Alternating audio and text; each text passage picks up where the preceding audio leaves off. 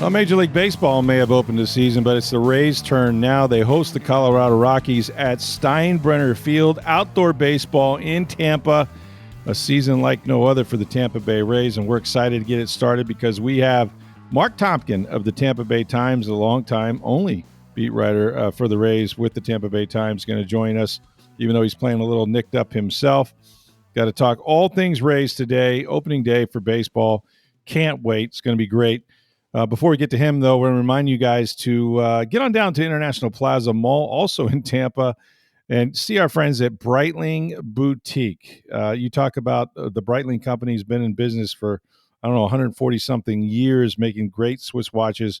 And Breitling Boutique's been at International Plaza for about 5+ years. They got the beautiful chronomat watches, the Navitimers, watches for men and women. And, of late, they've been kind of promoting their 104th year anniversary watches for the NFL. These are a limited edition. Not sure how many remain of your favorite team, including the Buccaneers, but get on down there and check these things out. They're absolutely gorgeous. If you go online, you probably see at least an ad with a picture of the Buccaneers watch. It's got the team colors, the logo, all of that. It's Breitling Boutique. You're going to love the customer service. They're used to dealing with all kinds of celebrities and athletes. You probably see some Buccaneers, and given the proximity of where the Rays are playing, maybe a few major league players might wander in there during the off season or during the regular season as they head on over to Steinbrenner Field. So check it out. It's Breitling Boutique, International Plaza Mall. And when you go, please let them know that you heard about it on Sports Day Tampa Bay.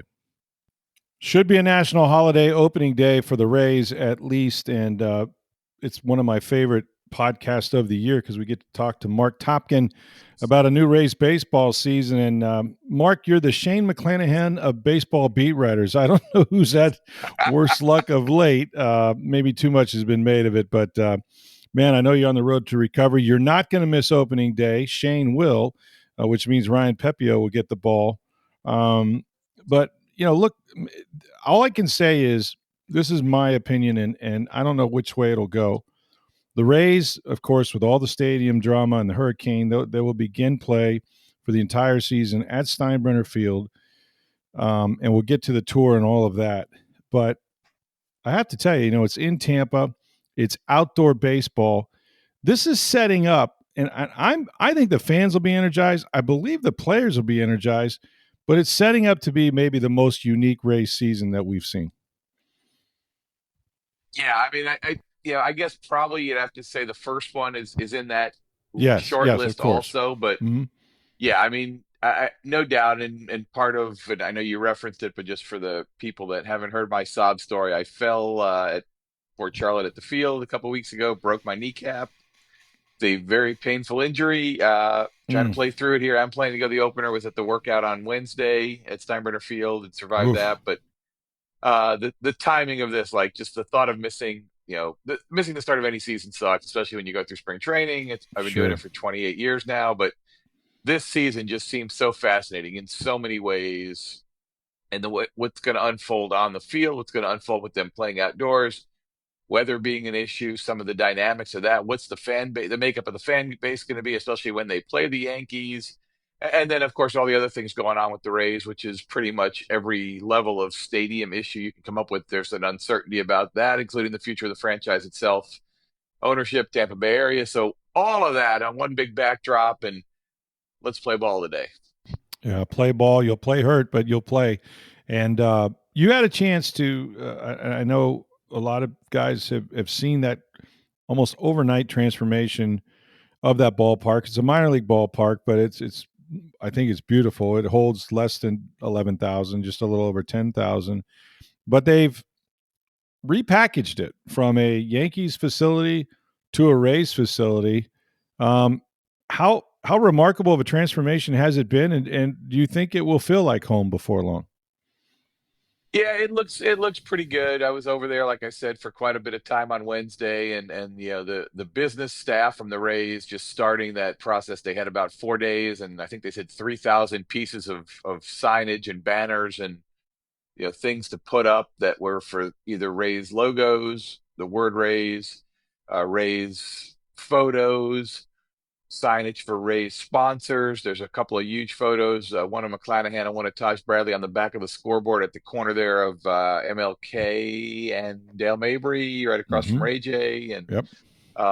there's a lot that they did. They had a press thing on Wednesday, and it looked like they were done, and they were basically halfway through their window. They started Sunday night after the Yankees last spring training game. They had till Wow. obviously Thursday night to get it all done, but it looked really good. And then going inside, and the Rays players saw that for the first time on Wednesday. I'd seen it from the Yankees have obviously been there all spring. They did a media tour before spring training, so the media had seen it.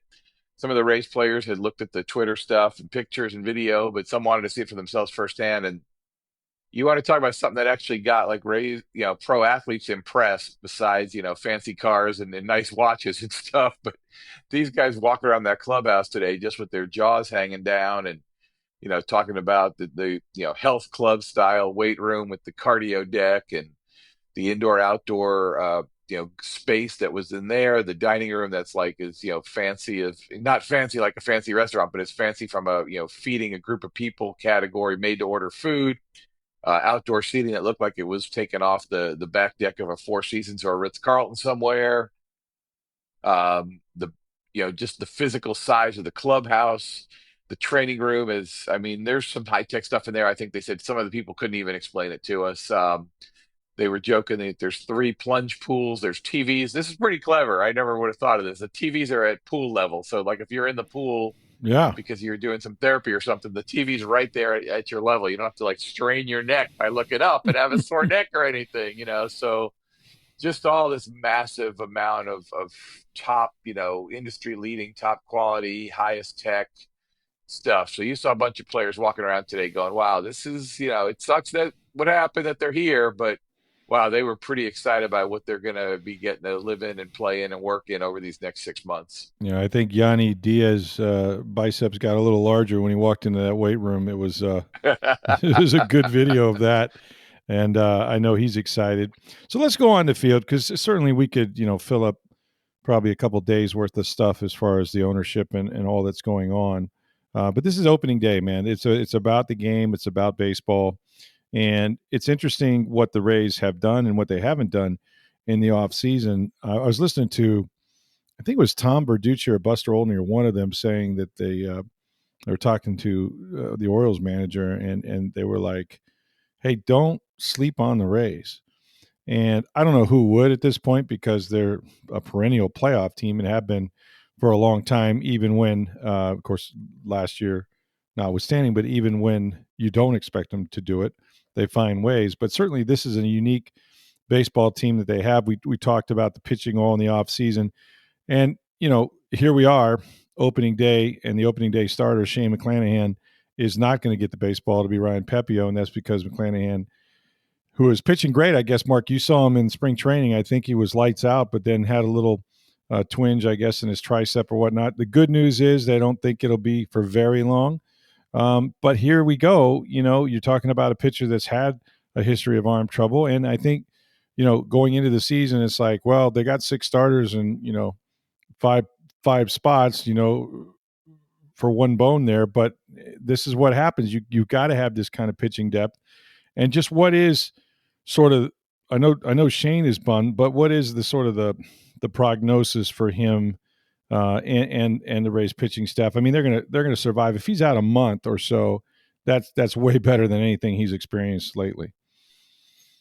Yeah, and I think that was, it's one of those things where they won't know until like they see how does he feel tomorrow? How does he feel tomorrow? What happens the first time he picks up a ball? What happens the first time he throws it 5 feet? What happens the first time he throws it 20 feet? But their expectation is, yes, sometime in May, whether that's early or late, still TBD, but avoiding anything serious, avoiding a massive amount of time, avoiding, rendering the past year that he spent rehabbing from Tommy John surgery. It would have sucked, obviously, if he had done another major injury and had to miss another year plus or something. So I think they feel fortunate with that. But, it shows you a little bit of the wisdom of being patient, of not rushing to trade one of these guys. We wrote and talked about a lot, going to camp with 6 starters, plus they got this guy, Joe Boyle, in trade from the A's, so kind of 7 and some decent guys at AAA that they kind of like, who could certainly be back of the rotation kind of guys. So they had enough depth. Why not trade one, see what you can get? some teams needed starters, some high market teams, Yankees and Mets amongst them. But I think they were scarred a little bit by 2023 when they thought they had the best rotation, and we wrote about the best rotation in the history of rotations, and those guys never took a turn together. Glasnow got hurt in spring training. Springs got hurt after 3 starts. Rasmussen got hurt. McClanahan got hurt. I mean, it just all went to heck, and those guys never actually pitched the 5 of them in a row all year. So I think that spooked them a little bit, and then they decided to be patient here. And the plan, it sounded like, was going to be for Littell and Rasmussen to kind of team up. They call it piggybacking and probably go 4 innings each on their day and split it. But things worked out in weird ways. They kept everybody, so they slot Littell right into the rotation. They still feel like they have some depth if they need it. They feel like they'll get McClanahan back. So I think they still feel, they don't have the dynamic guy at the top, right? They don't have that guy that, you like it wasn't going to line up, but when you first look at the schedule, you started thinking, wow, second time through, it could be McClanahan and Skeens at Steinbrenner Field. That'd be pretty cool. And, so you don't have that kind of guy yet. I don't think Taj Bradley's got that kind of juice yet. Pepio doesn't have that kind of juice yet. But I think the 5 guys they have are still 5 pretty good to very good starters, and with some depth at AAA if they need it before McClanahan gets back. Was there any surprise really that with McClanahan down, they handed the ball, to Pepio instead of a Taj Bradley, who, is certainly grown up sort of at the major league level. We've seen him get better every year. He's hit some lulls, during his time in the majors. But was that a hard decision, you think? I think they opted because it happened so late in the spring, Rick, to just go with the easiest solution. Pepio was going to pitch game 2. Bradley was going to Gotcha. pitch game 3. Gotcha. So it's just easier to move him up. And honestly, if you wanted to go by merit, Littell was I think he had their most wins and their most innings last year. So if you were going True. to just say go to a merit-based system, you might have picked him. But I think it kind of made sense. If this happened 3 weeks ago and you can rejuggle, Cash actually was kind of not joking, but kind of pointing out today that when they have their meetings during the winter, Kyle Snyder works backward from a schedule. Like, they always say they don't know what order they're going to pitch in, but they have a plan. And he said Kyle Snyder works backward from opening day to mid-January for their workouts when they first have like their pre-spring training workouts. And he said, and Wow. that whole thing goes to heck when McClanahan gets hurt the last Saturday of spring training and they got to redraw everything. So it just goes to show you that kind of how fragile all those plans can be. But no, I think it made sense. And I think Pepio's I wrote about him in Wednesday's Tampa Bay Times. Pretty unheralded guy who's done actually some pretty good things in the game. Yeah. At times, he reminds me of Tyler Glass now. I got to be honest with you. Maybe just in I a think lot it's of just the different ways. long hair and the curse I think, words. yeah, that's probably it. That's probably it.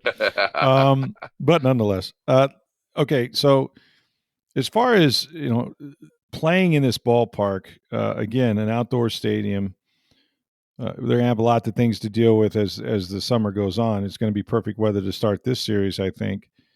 But it's really a replica from a dimension standpoint, I think, Mark, of Yankee Stadium. Yep. I think it's a hitter's park. Certainly, it is up there in the Bronx.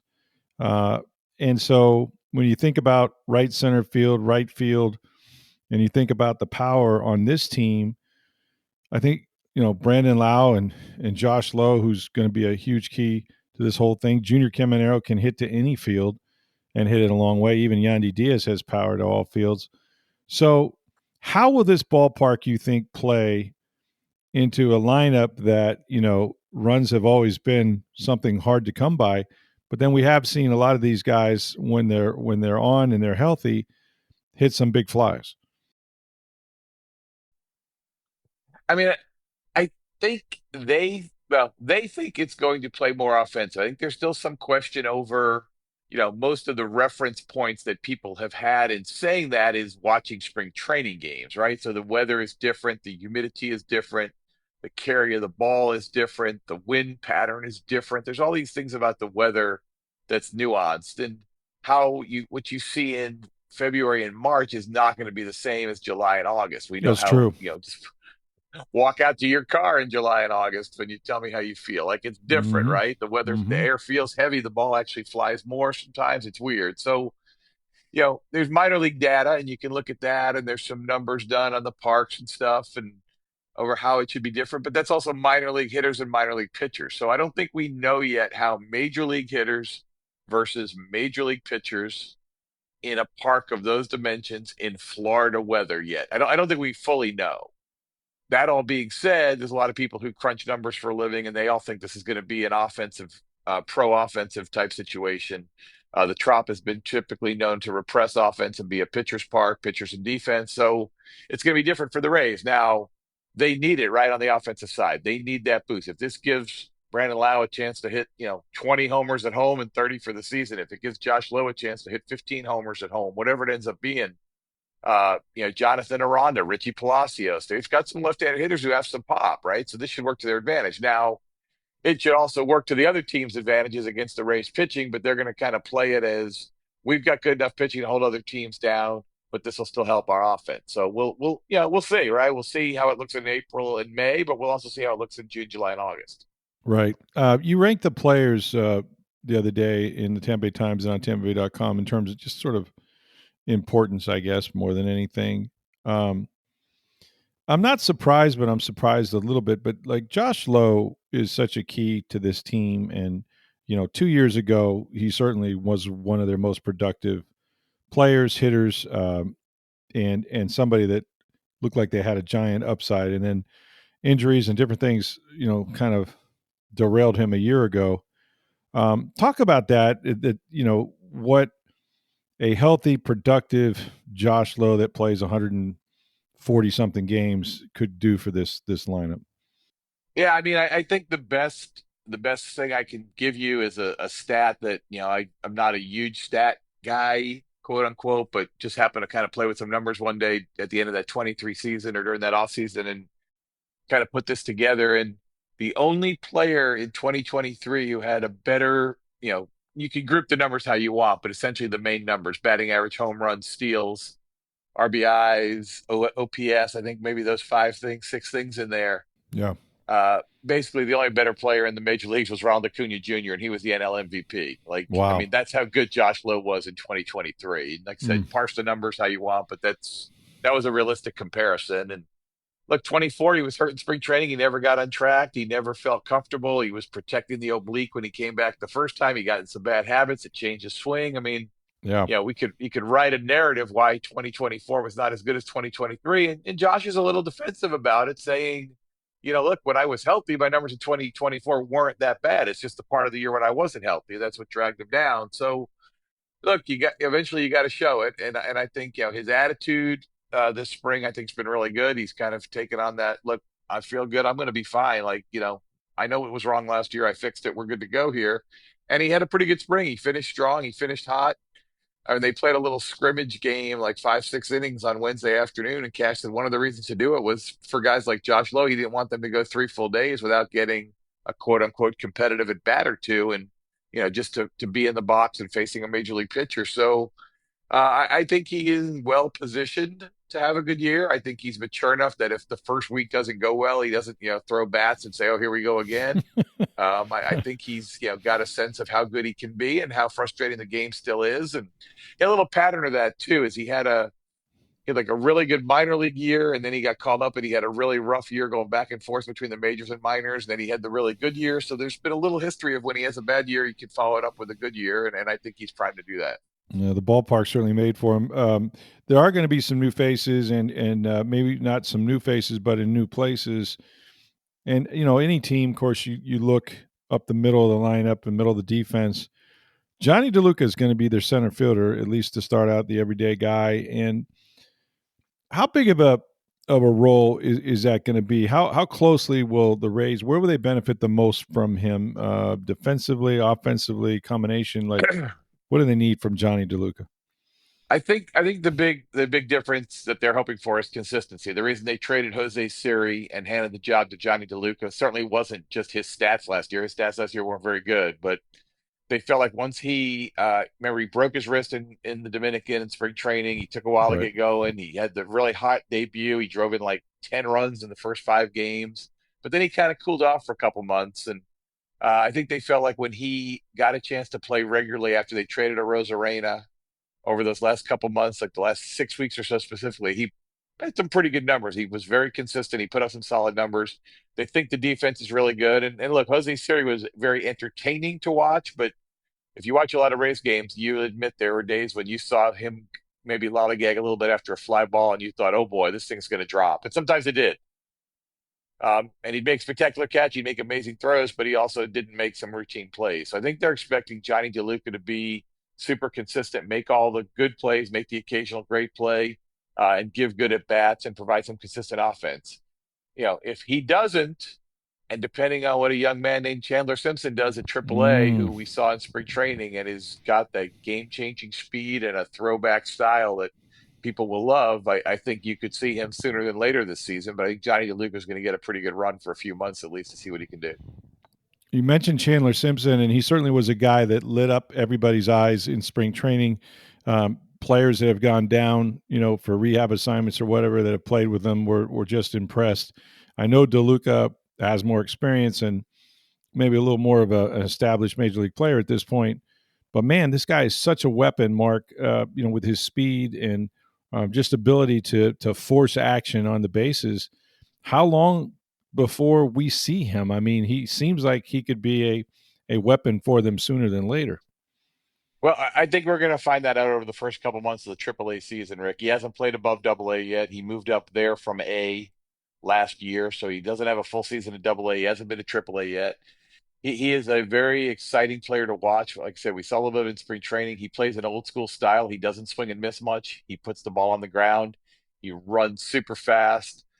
Cash was saying that during one of the early spring games, he was asking some of the guys, the younger guys who played with Simpson in the minors, like, how does this work? And they said to Cash, if he hits a ground ball and the first baseman has to move for it, he'll beat him to the base. And Cash was like, yeah, right. And then it happened, like literally the next at bat or something. And he's just that dynamic. He obviously steals bases like crazy, 104 last year, 108, whatever it was. And That's but I nuts. think it's the ability. What he's going to have to do at AAA is show he can make contact consistently against those better pitchers, Yeah. not get swing crazy, not try to hit fly balls, stick to his Hmm. game, bunt, put it where they're not, beat it out. And look, there's a wear and tear on your body too. You still have many bases. You're diving all the time. All the times you have to come back on a foul ball. So show he can do it. Show he can stay healthy, but show he can handle the higher level pitching while improving his defense. There was some talk during the spring that, and I think the way Cash kind of politely put it was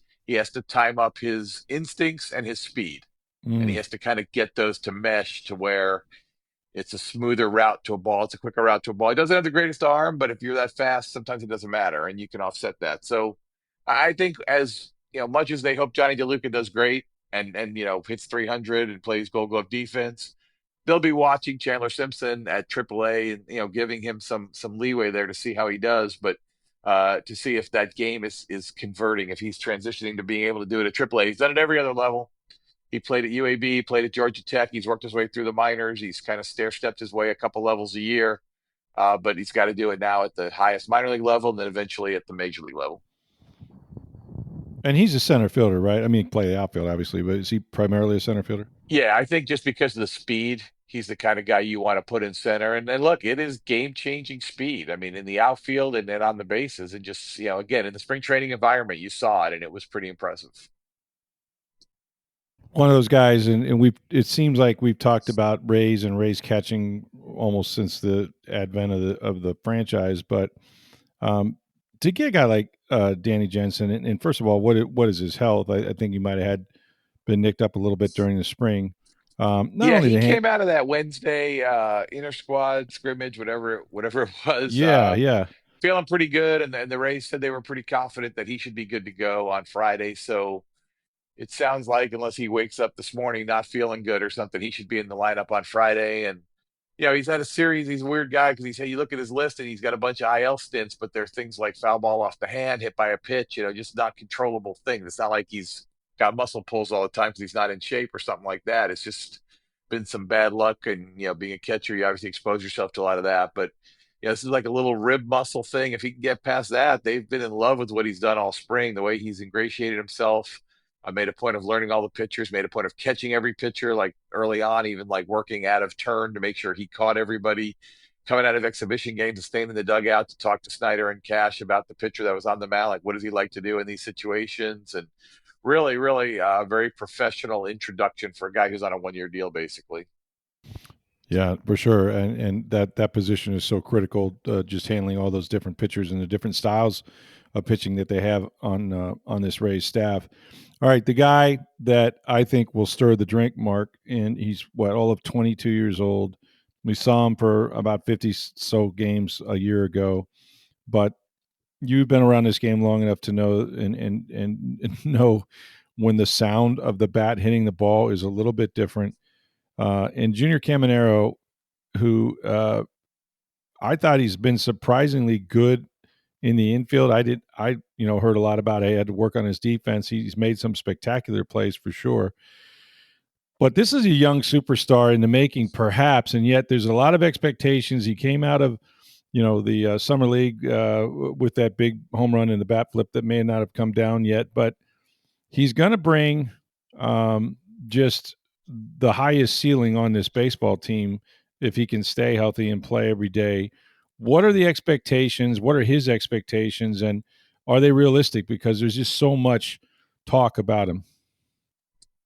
Yeah, I agree with you. I mean, talk about Josh Lois being the guy who is probably the biggest swing as far as his performance directing the team or leading the team's success. But Caminero, I looked at a little differently. Is he's a young guy. He's trying to get there. It's not like I don't know what the proper expectation is. He threw out 30 homers early in spring training. A couple of us were talking to him, and then at the end of spring, he said he had some expectations in mind. And I said, "I was at the 30 homers." He goes, "I'm not saying now." So I don't know if he jacked it up or he jacked it down. I'm Or guessing he load it, yeah. jacked it up. But yeah, you talk about that that winter ball performance he had was pretty amazing. He just, he wanted. Sometimes the guys who are in the big leagues will play the first part of winter ball, then they take the rest off to rest and train for the spring training. Other guys take some time off at the beginning. They want to rest, they want to work out physically, and then they play at the end of winter ball. He opted to do that this year and led Escogido, his hometown team, to a championship. Hit the big home run in the top of the ninth in the championship game. Did toss the bat. We joked with him. He said he watched that video about 2,000 times already by the first day of spring training, and it's probably gone up from there. But look, he's got the power, he's got the skill, he's got the ability, he's got the personality. I wrote a piece on him in the Times last Sunday, and Yeah.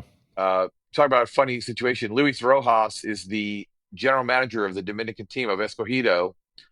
He's also the third base coach for the Yankees. So he's Oh, talking to wow. me, telling me how great of a player Caminero is, and then saying, "Yeah, we got to deal with him over here now too. We actually haven't faced him yet, and I got to, our pitcher's already asking me about him." And so it's funny to have a guy with those two different hats talking about him, but he has earned the respect. Albert Pujols was his winter ball manager. He raved about him, and I think you're right. The defense was better than a lot of people expected, and what Rojas really talked about, Rick, which I think if you're a Rays fan would be encouraging, was the level of maturity, the wanting to be a leader, the wanting to be in the spotlight, to wanting to take the big at bat, to wanting to speak for the team. I mean, a lot of accountability there and a lot of want to, and I think that's a good sign if that all transfers over and he has the same position with the Rays, which I think from what we've seen early on he does. Yeah, getting to the clubhouse sort of chemistry here in just a second. But I did want to say that we talked about playing outdoors, the potential you have to assume for some rain delays, if not rain outs, but rain delays being maybe even a bigger problem. Um, I guess the good news is if they can get to later innings, they have a what looks to be shaping up as a pretty good bullpen. We know about Pete Fairbanks. Obviously, he's pretty established. Edwin Uceta came on last year and was just lights out. So, do they have the depth? Will they have to? I don't know, manage the pitching staff differently with the potential as we get into the summer of guys not being able to get back up during the delay. Like how will that affect what they do on that side? I mean, I think part of it is the plan is to go with depth, and even some of the people they acquired this winter, one of whom made the team. They got him right before spring training was Mason Englert, but Eric Orzi, the guy they got from the Mets for Siri, Alex Faedo, who's going to open on the IL that they got from Detroit. I mean, they were looking to collect guys who can be multiple inning relievers, and part of that thought is, you have a game during the summer, and again, you're right. It's not necessarily the postponement itself, but it's the game. I think the one that they consider about is the game that starts and then it rains and the starting pitcher's done because there's been a long delay. Yes. And now you've got to go to your bullpen and you've got to use, I don't know, let's say that happens in the first or second inning. You got to use three guys for 2 innings or maybe 2 innings plus each. And then your bullpen is shot. And now you're thinking, oh, I better call a guy or two up for tomorrow. And the same thing could happen the next night. And now you literally don't have any more pitchers who could pitch, right? Because a guy who throws 2+ innings is going to need 2 or 3 days down. That's right. They literally were going around collecting multiple inning relievers, some are on the roster, some off the roster that'll be at AAA to be available. So I think that's one of the big things that they've done to try to combat this. There's some smaller picture stuff. I mean, the players who have been talked to and will be talked to again, they've got a full-time nutritionist, as most teams do, Courtney, and they're going to emphasize to them a lot about hydrating and ahead of your start and realizing how much you're going to sweat out there. And so I think there's different things they're going to do, but I think the most tangible one is the having enough depth to combat when you lose that starting pitcher because of the rain. I mean, if there's a game that stops late in the game, you kind of treat it like a normal game. Maybe that one particular reliever can't work a second inning or something, but it's that starting pitcher you're expecting to get 5 or 6 innings out of that you lose after one or one plus that really is the problem. I think I heard an interview or part of an interview with Joe Madden talking about what a feat it was for the Marlins to win World Series in the old stadium in the heat, battling the same things that you battle in Florida in the summertime.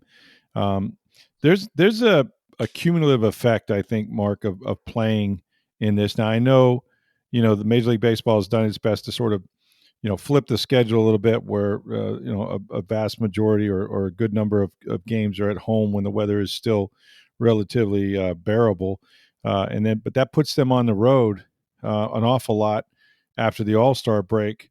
So I guess you and I grew up. I mean, we've been here. You've been here a long time. I grew up here, played baseball here. It's a thing, right? But I don't remember. I never played 162 games, so I can't fathom what kind of a marathon they're in. But you're right. Hydration, trainers, just the getting out of it somehow. There's going to be some awfully hot days and some long nights. So, have they prepared any differently in terms of like? I know the trainers are going to be on top of it, but physically, these guys are going to have to find a way to kind of grind through what are going to be some real dog days. We know coming up in August and September, even June. Yeah, I think one of the things that they've done, Rick, is they had these guys throwing outside more Yeah, even like in January and February than they typically would, just trying to find different ways to be prepared for the heat and yet this next month or so, I mean April and May is probably going to be pretty nice weather to play in, and they do have a ton delightful. of home Yeah, games like you say, but yeah. and here's another point too, and I realize that there's a couple of things that are they have to deal with, but like Cash points out, they play in heat before.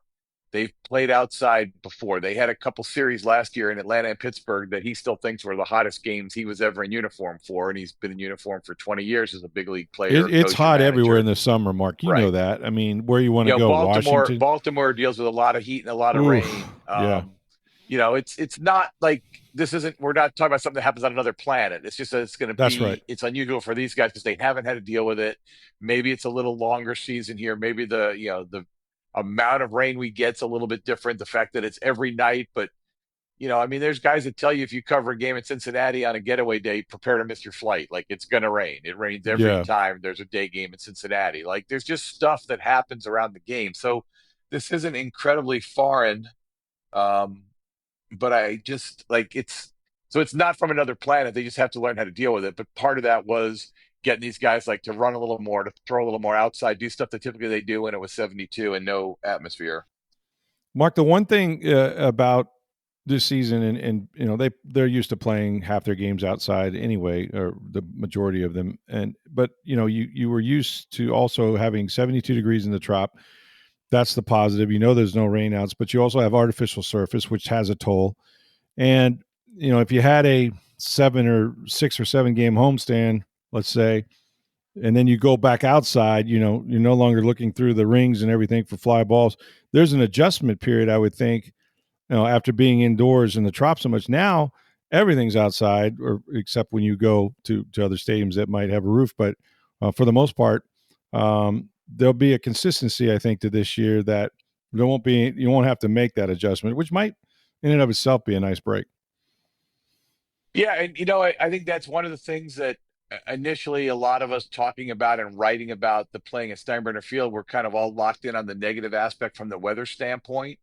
But I think the playing on natural grass is going to have a big benefit on the Rays that will help. And Oh yeah. no surprise, a guy who's had some back issues in the past, Brandon Lau, was one of the guys who pointed that out just in an interview I did with him recently, and I'm sure he said it to others as well. But that the turf beats those guys up. I mean, talk to Carl Crawford about how the turf beat him up Oh for all yeah. the years he played for the Rays, and Kevin Hmm. Kiermaier will tell you about it too. And so being on natural grass, and even Johnny DeLuca said something on Wednesday, which was interesting. I hadn't again really thought about, but he came to the Rays from the Dodgers, right, playing in the most beautiful setting in the history of the world, in Dodger Stadium, and he said you go in the trop and you lose track of time because you don't know if it's daylight, light out, dark, what time it is, and he said, even just being at Steinbrenner Field on Wednesday, the weight room and the dining room are open, like floor to ceiling glass, and like garage door open. They let the outside air in, and you can go sit outside if you want or work out outside. And he said it just gave you a sense of time and place, and he said it kind of eliminated his brain fog, I think was actually how he put it. But Right. I think that there were some things about that there will be some residual benefits to being outside, to having the ability to get fresh air, to have the ability to run on natural grass, and those type of things. Where right, I mean, there were years in the past where if the Rays were going on a road trip at the Midwest in the summer, they would have the pitchers go over to Al Lang Stadium and throw or run there, and those guys would be like, "What? What are we doing? It's hot out there." And they're like, "No, that's the point." And I think this way they'll be ready for whatever conditions they face on the road because they'll be used to it at home too. Is this a better clubhouse than last year? Was last year a problem? There were signs last year, and one of those things where as they started trading guys, you started thinking, "Oh yeah, okay, that makes sense. That makes sense." And there were some issues that I do think, and Cash has made a point of saying several times this spring how much better the clubhouse is, and is that because of who's there? Is that because of who's gone? I guess that's for us to decide, but he's been pretty clear that he thinks it's been a much better mix, and that'll help them kind of balance these challenges that they face of playing, outside, playing in a minor league stadium, playing an odd schedule, an unbalanced schedule as the such. It just feels like he's kind of like whether it's chicken and egg kind of thing. You have the good attitude, so then you don't have a lot of complaining, and you deal with the problems, or you deal with the problems, so thus you have a good attitude. I think he's trying to just make sure that they are rewarded for what he says has been a really good clubhouse vibe. All right, final thing, Mark. We'll get you out on this. It's opening day, of course, against Colorado, and you look at the American League East, and it seems to be just a bunched up group, right? Because I mean, the Yankees lose Juan Soto and their ace, of course, of the staff. One with a trade, one with injury. You've got Baltimore, who a couple of years ago won over 100 games. They're going to be good again. Toronto's Toronto, but some people are picking the Boston Red Sox to win the division. So we know the Rays are always in the hunt. How much parity is there in this division right now?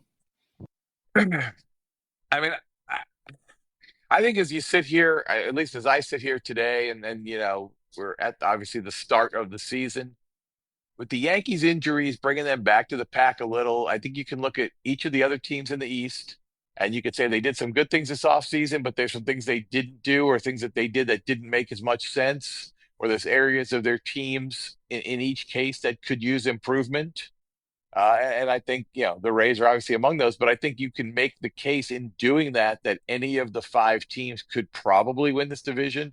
Certainly could be a playoff team. I mean, which, being, the second or third place team in the division and winning a wild card. Right. But I do think you're going into the year where everybody has a case, and it may be one of those years where who makes the moves during the season and adjusts to what goes wrong ends up winning. And typically that's Mm-hmm. not the Rays. Obviously, they don't go out and make those big name, big midseason additions. But I think it's just where there's enough balance and enough parity that everybody has a chance. Yeah. Or maybe the Rays, as they often do, their depth of their organization helps them more than it does some of the other teams when you get those injuries. He's Marc Topkin, Back for another opening day, playing hurt, not like Shane McClanahan. He'll be there for opening day. Mark, can't thank you enough, and stay safe for the duration. And I really am looking forward to this season, and hopefully I can afford and or find a ticket in that small ballpark. But that could create quite an atmosphere too. And it's closer to my home. You got a little longer ride from Sunset Theater. I do. But I actually have been a little privy to some conversations. I think we are going to see you out at the ballpark relatively soon. Nice. Oh, okay. Well, hey, I love the game. It'll be fun to see you guys out there for sure. Thanks, Mark. Appreciate it. Have a good season. All right, Rick. Anytime, buddy.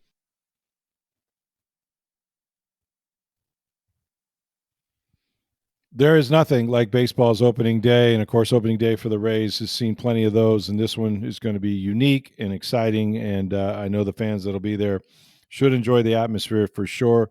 The Lightning are going to host the Islanders on Saturday, so you have two of the Tampa-based teams going at it on the same day. Yeah, Lightning have Kids Day. It's a 2:00 start, so a rare early afternoon start, but there's also a second broadcast of the game, which will be through the Lightning's app or their website. It's an animated game for kids, basically. You've seen the Nickelodeon, the Simpsons broadcast in the NFL. Oh, yeah. That kind of, they're doing one for the Lightning on Saturday, the NHL working with the Lightning on it. So it'll be pretty cool. There's also a watch party for that for the kids on the plaza, free watch party down there. All kinds of specials and face painting and that kind of stuff for that broadcast. So it'll be pretty cool too. Great weekend for sports. Love to have baseball is back and outdoors and in Tampa. Should be exciting. Of course, the Lightning starting to wrap up their season as they head towards the postseason, see where they can finish in the standings there. Important games down the stretch. Thanks for listening. Make sure you go see our friends at Breitling Boutique International Plaza Mall. Men's and women's watches. You're going to enjoy the customer service. You're going to enjoy the store, and you're going to get something that you're going to love, a timepiece like no other, Breitling Boutique International Plaza. Thanks for listening. For Steve Versnick, I'm Rick Stroud of the Tampa Bay Times. Have a great day, everybody.